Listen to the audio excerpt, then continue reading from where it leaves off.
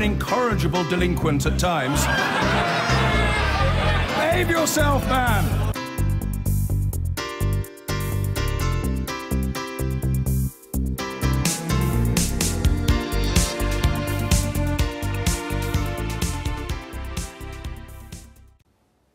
So once again, the British government is gearing up to extend military action in the Middle East.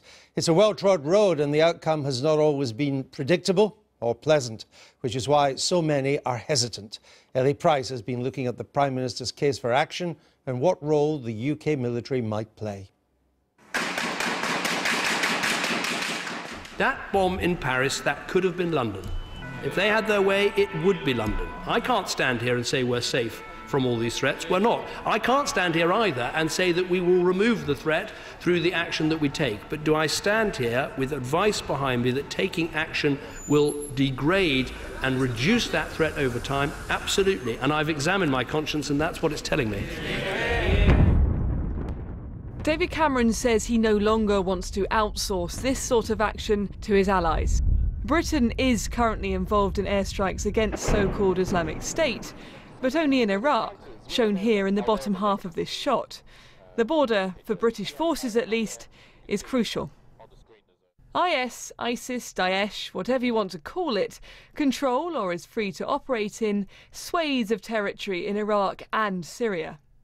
Its so-called caliphate stretches from Aleppo in Syria to the outskirts of Baghdad in Iraq. The lines on the map are relatively fluid. It recently lost control of the strategic town of Sinjar. That was down to Kurdish forces with the help of US-led airstrikes. Currently, Australia, Canada and France are also flying bombing missions over both countries, targeting IS. According to the latest figures released on Friday, the US and its allies operating under the banner of Operation Inherent Resolve have conducted more than 8,500 airstrikes against Islamic State targets since the start of the campaign last year. That's 5,580 airstrikes in Iraq and 2,925 in Syria. More than 16,000 targets have been damaged or destroyed, including more than 4,500 buildings, nearly 5,000 fighting positions and 485 tanks and military vehicles. The vast majority have come from US aircraft, but the RAF has run 376 airstrikes over Iraq. They've been launched from this base in Cyprus, where Britain has 8 RAF Tornadoes. The base has also been used to carry out refuelling and surveillance missions over Syria. The perception out there is the question as to whether or not the UK should be involved in the campaign in Syria or not. The reality is we are involved in that campaign, but in an inconsistent and very hard way to understand. Other countries, our allies, the Americans and the French in particular, just don't quite understand where we're up to. The PM insists the RAF can provide specific skills that coalition partners are keen to make the most of. The ability to launch highly accurate Brimstone missiles. We are very good at not killing people collaterally at the UK. So in that sense, I think us moving to Syria is good. The sad thing is, no matter how good you are, there will be people, innocent people killed, but they are dying anyway because of ISIL. And I'm afraid there comes a stage where you have to move forward and do things, even though that sort of thing happens. That cannot be a reason not to destroy ISIL. Of course, Russia is also involved in airstrikes in Syria, but its support of President Assad's regime puts it at odds with would-be anti-IS allies. The scale of these tensions demonstrated when Turkey, which vehemently opposes Assad, shot down a Russian plane last week. Most experts agree that airstrikes alone will not destroy the common enemy of IS, that ground forces will be needed. But agreeing on exactly who those forces would be could prove the biggest obstacle to peace. Ellie Price reporting. We're joined now by George Galloway. Welcome back to the programme. Islamic State has used its bases in Iraq, Syria to launch terrorist attacks on Tunisia, Paris, Beirut, Russian passenger jet over the Sinai Desert and others. What should be done to thwart it? If not British bombing, what should be done to hit it in its heartland? Well, most of these terrorist attacks were actually carried out by people who were living in the countries in which they operated, Tunisia, France, Belgium, and so on. So you're not actually going to physically stop people by bombing Raqqa turning up on the streets of Paris. But the planning and the logistics and so on involved Islamic State. I doubt that. You know, there's not many logistics involved in taking weapons into a nightclub and massacring unarmed, defenseless people.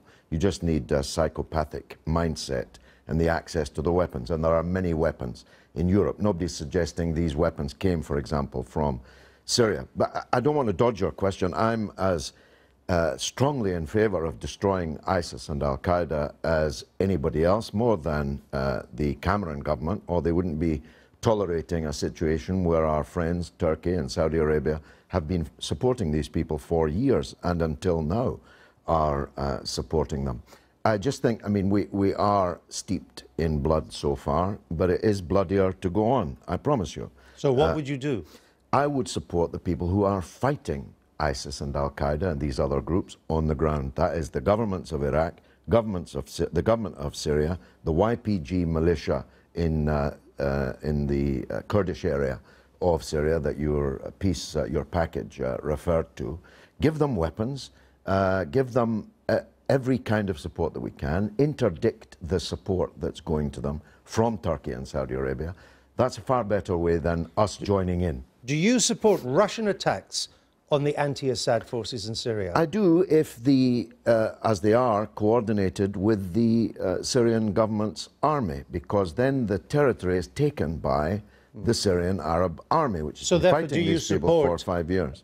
British attacks on IS forces in Iraq at the request of the Iraq government? I do, and if they were, as they are in Iraq, coordinated with the government, that makes sense militarily. And if we coordinated our involvement in Syria with Russia and the Syrian government, I'd support that too.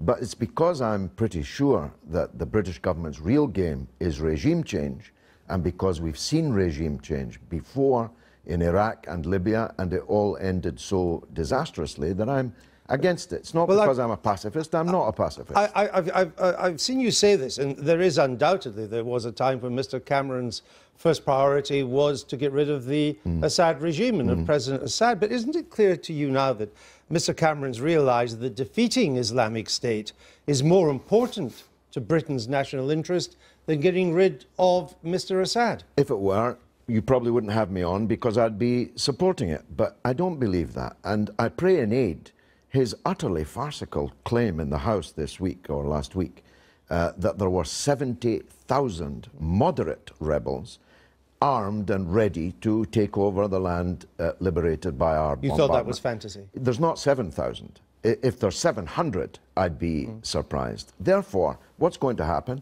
We'll bomb territory, which will then be taken by other so-called moderate fanatics, the ones, as I said to you before, that only eat half your heart, only cut half your head off. Should we now regard the Russians and the Assad regime as our allies in the fight against Islamic State? Definitely, and we had the chance after the Security Council decided unanimously a couple of Fridays ago.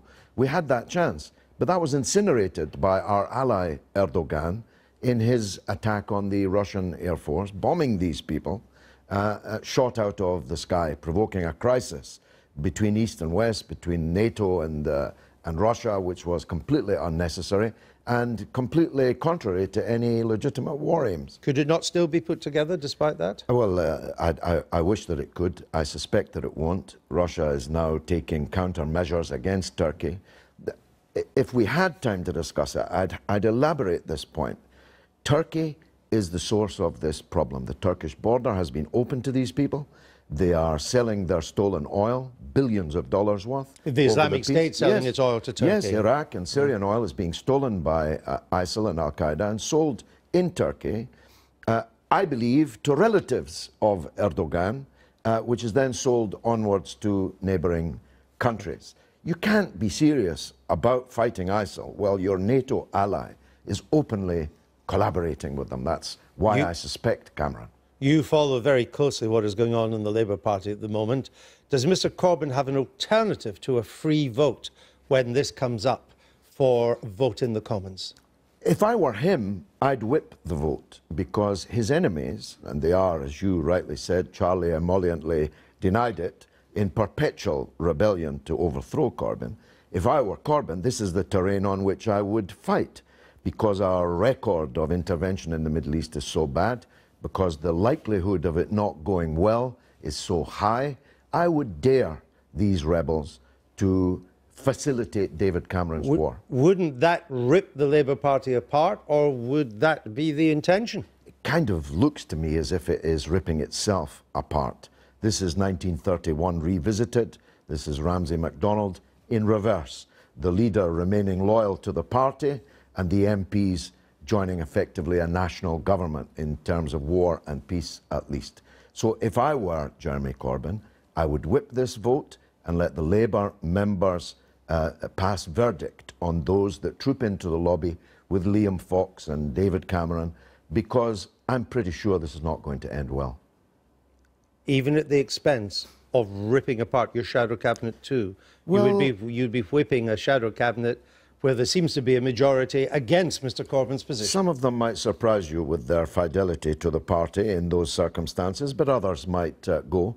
But they are supporting the elected leader as the rope supports the hanging man.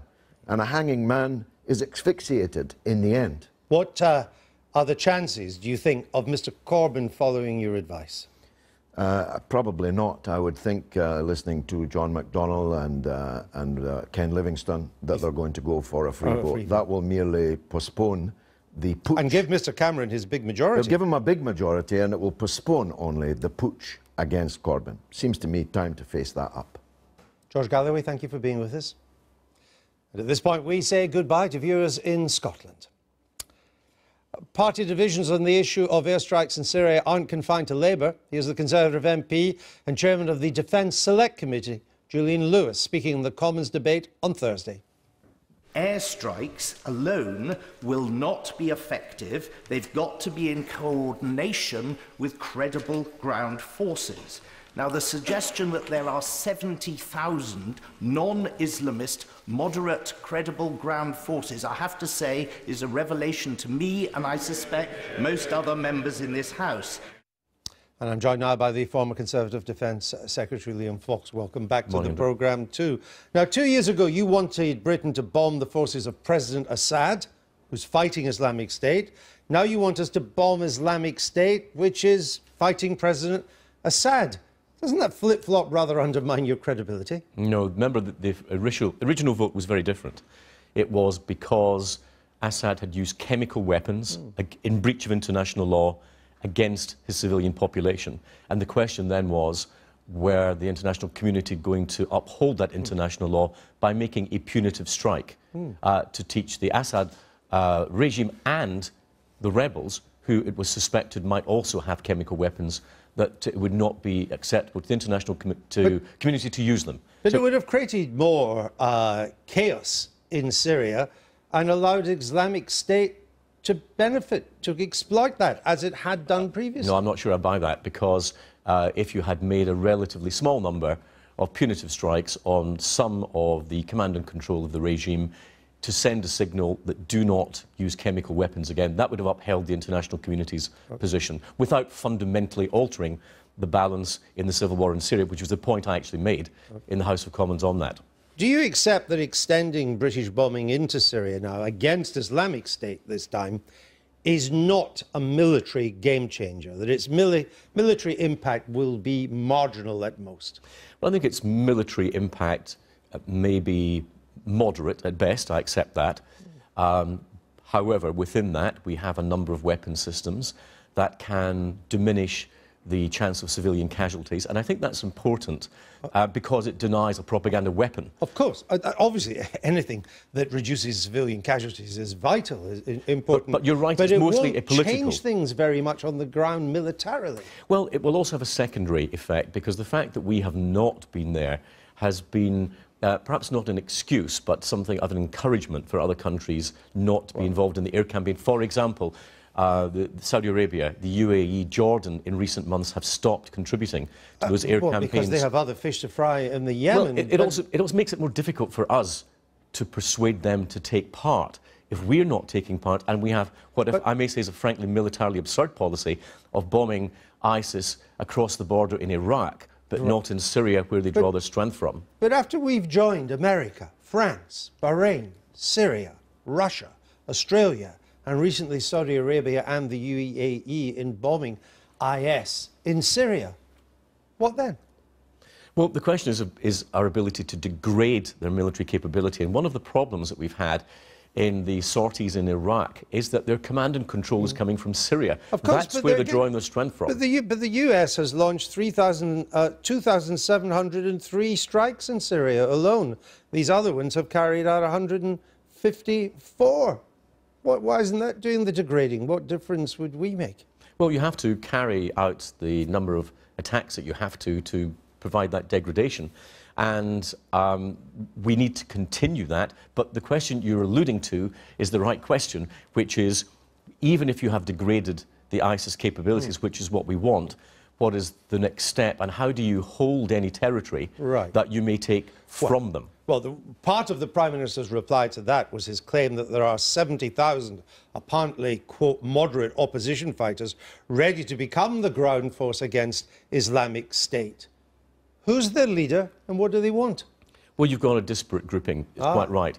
And I think what the Prime Minister... So they're not 70,000 acting together? No, what the Prime Minister was saying, from what I understand it from the Joint Intelligence Committee, what they were saying was that there is a potential force of that size. The longer we wait to degrade ISIS, the smaller that force is likely to be, and the lesser its capabilities is likely to be. And that's an important point of the dynamic here. But it's a fantasy to suggest there are 70,000 ground troops, in essence, ready to come on in and help on the ground if we extend the bombing to Syria. Well, let's assume that the number is correct, that the JIC have got that number correct. There are two further questions that we have to ask about that. Number one is, are they willing to operate together as a single force against ISIS? No. And the second is, do they have the capability to do so?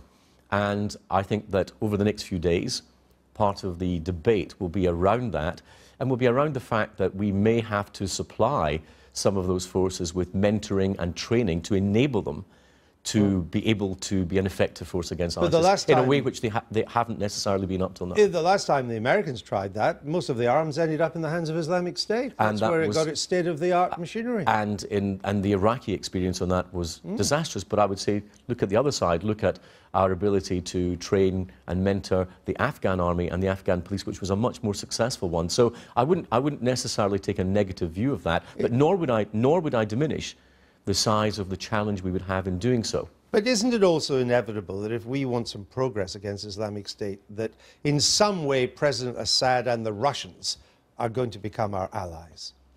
Well, this is a very, very difficult pill to swallow for a lot of people, including myself, who think that the Assad regime is a particularly vicious, unpleasant and nasty regime. And I would love to see a different regime in place that wasn't killing its civilian population and gave the people of Syria a chance to determine their own future. But, and here's the rub, as we have done in previous military situations, sometimes we have to recognise that these challenges have to be dealt with in series, not in parallel. And that's what I thought was very important about the Prime Minister's statement the other day. He said, not this is an ISIS-only strategy, he said this is an ISIS-first strategy. But answer this, we're going to have to in some way bite a bitter pill with President Assad.